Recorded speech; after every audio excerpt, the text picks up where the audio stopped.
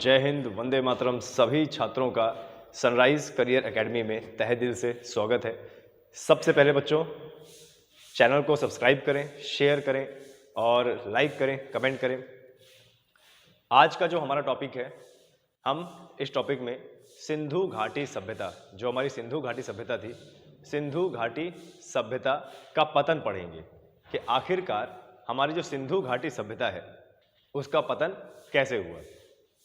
और इसके बाद हम सिंधु घाटी सभ्यता के कई सारे क्वेश्चंस भी करेंगे, एमसीक्यू, मल्टीपल चॉइस क्वेश्चंस, जो आपके एग्जाम में बहुत ज़्यादा हेल्पफुल हो सकते हैं और एक्सपेक्टेड क्वेश्चन भी आप बोल सकते हो। जैसा कि आप लोगों ने पढ़ा था, जैसा कि आप सभी लोगों ने इस लेक्चर के माध्यम से पढ़ा था कि जो सिंधु घाटी सभ्यता है उसका जो एक एक्सपेक्टेड समय है, एक्सपेक्टेड समय कितना है? 2500। कितना? 2500 से 1750 ईसा पूर्व, है ना। हमें जो सिंधु घाटी सभ्यता से अवशेष मिले थे और अवशेष मिलने के बाद जब कार्बन डेटिंग पद्धति से उसकी उम्र निकाली गई, जितने भी अवशेष मिले थे जैसे तांबा, कांस और हड्डियां, कंकाल और ईंटें, तो उससे पता चला कि जो सिंधु घाटी सभ्यता थी ये कब की थी? 2500 से 1750 ईसा पूर्व। सबसे सटीक समय, सबसे ज़्यादा सटीक समय कब का था? 2500 से 1750 ईसा पूर्व का समय था। तो इस बीच में क्या हुआ? सिंधु घाटी सभ्यता सिंधु नदी के किनारे और सिंधु की जो 5 सहायक नदियां हैं उसके किनारे पनप रही थी। और हमने देखा, कई अपने पिछले वीडियो में देखा कि कैसे सिंधु घाटी सभ्यता के जो लोग थे क्या पहनते थे, ओढ़ते थे, किस चीज का शौकीन रखते थे, क्या व्यापार करते थे और किनके साथ व्यापार करते थे, ये हमने अपने पिछले काफी लेक्चरों में पढ़ा है। और आज हम इनके पतन के बारे में पढ़ेंगे कि आखिरकार सिंधु घाटी सभ्यता विलुप्त कैसे हो गई। अभी आप थोड़ा सा ध्यान दीजिएगा, जब सिंधु घाटी सभ्यता का जो समय है 2500 ईसा पूर्व से 1750 ईसा पूर्व, ये इसका सटीक समय माना जाता है। और इसके बाद जो सभ्यता आती है उसका नाम है क्या? वैदिक सभ्यता। इसके बाद जो सभ्यता आती है उसका नाम क्या है? वैदिक सभ्यता। और वैदिक सभ्यता का जो समय है वो 1500 ईसा पूर्व से लेकर 600 ईसा पूर्व तक है। कब तक है? 1500 ईसा पूर्व से लेकर 600 ईसा पूर्व। यानी हम बोल सकते हैं कि टोटल 750 साल तक चली क्या? सिंधु घाटी सभ्यता। और इसके बाद 1750 में होते होते वह क्या है? विलुप्त हो गई। और 1500 से शुरुआत हुई वैदिक सभ्यता की।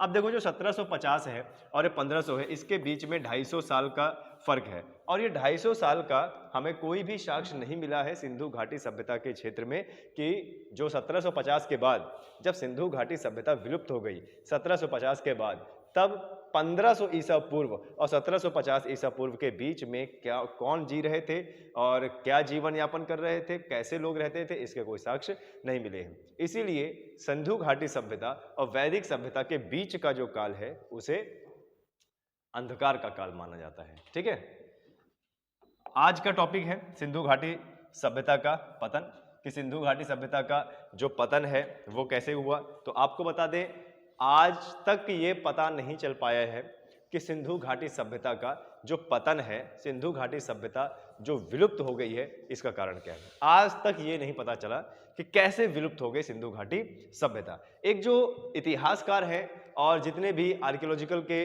लोग हैं, साइंटिस्ट हैं, वो बस एक अंदाजा लगा रहे हैं कि किस प्रकार से सिंधु घाटी सभ्यता का पतन हुआ और कैसे कैसे कैसे एक ये नगरीय व्यवस्था से सीधे खंडहर में ढेर हो गई। आज तक इसका कोई पता नहीं चल पाया है। अब क्योंकि सिंधु घाटी सभ्यता सिंधु नदी के किनारे थी, जो कि एक 12मासी नदी थी, तो ऐसा अंदाजा लगाया जा सकता है कि हो सकता है बाढ़ आ गई हो सकता है अकाल आ गया हो सकता है भूकंप आ गया हो सकता है ज्वालामुखी आ गया हो सकता है महामारी फैल गई हो सकता है कोई संक्रमण की बीमारी फैल गई हो, ये चीज़ है।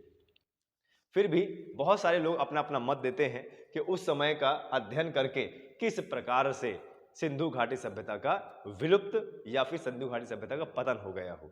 क्योंकि देखिए, आजकल तो डेट बाय डेट, पीढ़ी दर पीढ़ी का इतिहास रखना बहुत ज़्यादा संभव है।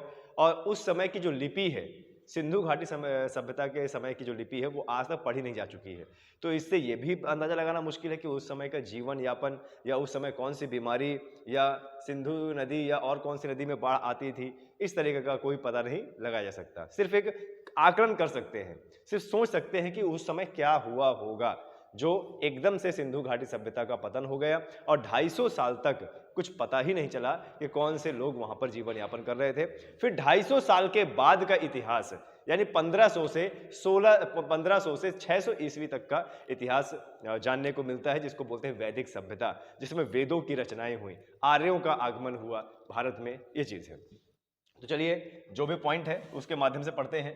तो सबसे पहला जो यहाँ पे हमारा पॉइंट है, जरा देखिए क्या है। सिंधु घाटी सभ्यता का लगभग 1800 ईसा पूर्व में पतन हो गया था, परंतु उसके पतन का कारण अभी भी विवादित है। ठीक है, देखिए 1750 ईस्वी तक के हमें साक्ष्य मिले हैं। सिंधु घाटी सभ्यता के 1750 ईस्वी तक के हमें साक्ष्य मिले हैं और उसके बाद के हमें साक्ष्य नहीं मिले। और इसके बाद जो है 1500 ईसा पूर्व से हमारा शुरू हो गया है क्या, वैदिक काल। तो इसके बीच का जो ये 250 साल है, इस 250 साल में कोई भी साक्ष्य नहीं मिले। और सिंधु घाटी सभ्यता किस वजह से विलुप्त हो गई, इसका भी कोई साक्ष्य नहीं मिला। बस इसी 250 साल को अंधकार का समय माना जाता है और ये 1500 ईस्वी में आर्यों का आगमन माना जाता है। ठीक है, आर्यों का आगमन की भारत में सिंधु घाटी सभ्यता के बाद कौन आए, आर्य आए। ठीक है, तो क्या बोल रहे हैं, सिंधु घाटी सभ्यता का लगभग 1800 ईसा पूर्व में पतन हो गया था, परंतु उसके पतन का कारण अभी भी विवादित है। किसी को कुछ नहीं पता कि सिंधु घाटी सभ्यता का जो पतन है, विलुप्त होना है, कैसे हुआ।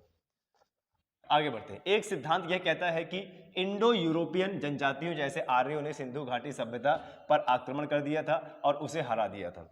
ऐसा भी सोचा जा रहा है कि देखिए, आर्यों का आगमन हमारे भारत में वैदिक सभ्यता जब आई तो वैदिक सभ्यता में आर्यों का आगमन बताया जा रहा है। और यह भी विवादित है कि हमारे भारत में सप्त सिंधु क्षेत्र में जो आर्य लोग थे वो कहां से आए। कई सारे लोग अपना मत देते हैं, लेकिन इसमें जो सबसे सटीक मत है वो मैक्स मुलर का था। और मैक्स मुलर क्या बताते हैं, मैक्स मुलर बताते हैं कि जो आर्य हैं वह मध्य एशिया से आए, मंगोलिया की तरफ से आए, मध्य एशिया की तरफ से आए।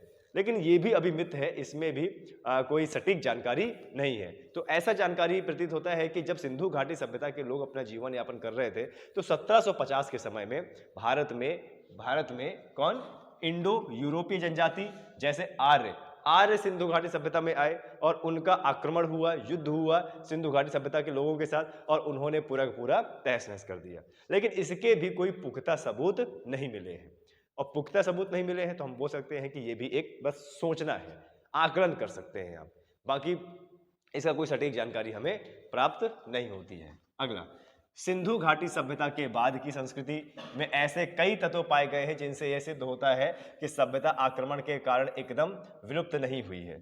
ठीक है, देखिए आपको बता दें, कोई भी सभ्यता एकदम से विलुप्त नहीं होती, धीरे धीरे समापन होता है। लेकिन आक्रमण का कोई भी साक्ष्य नहीं मिला है कि जैसे आक्रमण हुआ हो, तलवारें चली हों, शरीर कटे हों, या आप बोल सकते हो कि आक्रमण में जानवर मरे हों, जैसे आक्रमण होते हैं राजाओं के समय में। तो इसके भी कोई साक्ष्य नहीं मिले। यानी हम ये नहीं कह सकते, पुख्ता तौर पे ये नहीं कह सकते कि आर्यों का ही आक्रमण सिंधु घाटी सभ्यता में हुआ था, क्योंकि इतने सारे लोग जो शहरी जीवन जी रहे हैं, अगर आक्रमण होता भी तो कुछ तो लोग बचते और कुछ लोग अपना जीवन यापन आगे बढ़ाते और कुछ तो लोग कम से कम कुछ साक्ष्य तो मिलता, लेकिन कुछ साक्ष्य ही नहीं मिला।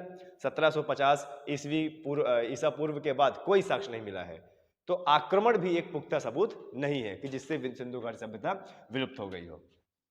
दूसरी तरफ से बहुत से पुरातात्विद सिंधु घाटी सभ्यता के पतन का कारण प्राकृतिक जन्य मानते हैं। बहुत सारे जो इतिहासकार हैं, आर्कियोलॉजिकल सर्वे के जो लोग हैं, वो कहते हैं कि सिंधु घाटी सभ्यता जो विलुप्त हुई है उसके प्राकृतिक साक्ष्य हैं, आप बोल सकते हो प्राकृतिक कारण है। अब प्राकृतिक कारण क्या है? प्राकृतिक कारण ये है, हो सकता है वहाँ पे बाढ़ आ गई हो। सिंधु घाटी सभ्यता सिंधु नदी के इर्द गिर्द रहती थी। रावी नदी, भोगवा नदी, सब जितने भी लोग रहा करते थे सब अपने घर मकान सिंधु नदी के किनारे या जो भी नदी हुआ करती थी उसके किनारे थे। तो ये भी कहा जाता है कि हो सकता है बाढ़ आ गई हो, एकदम से अत्यधिक बाढ़ आ गई हो और पूरे के पूरे गांव को बहा के ले गई।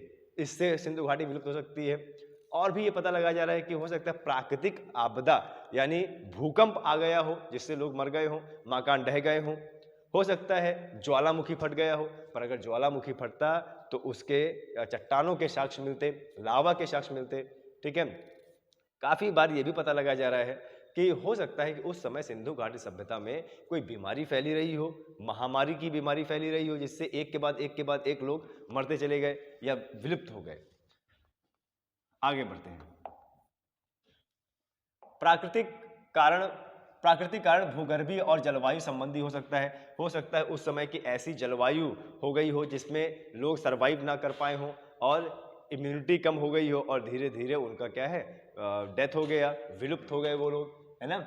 यह भी कहा जाता है कि सिंधु घाटी सभ्यता के क्षेत्र में अत्यधिक विवर्तनीय विक्षोभों की उत्पत्ति हुई, जिसके कारण अत्यधिक मात्रा में भूकंप उत्पत्ति। ये कहा जाता है कि जो सिंधु घाटी सभ्यता है उसकी जो प्लेटें हैं, प्लेट में इतना ज़्यादा वाइब्रेशन हुआ, इतना ज़्यादा घर्षण हुआ, जिसके कारण भूकंप आए और भूकंप के कारण वहाँ के लोग मर गए। ठीक है, लेकिन इसके भी कोई पुख्ता सबूत हमें मिले नहीं हैं।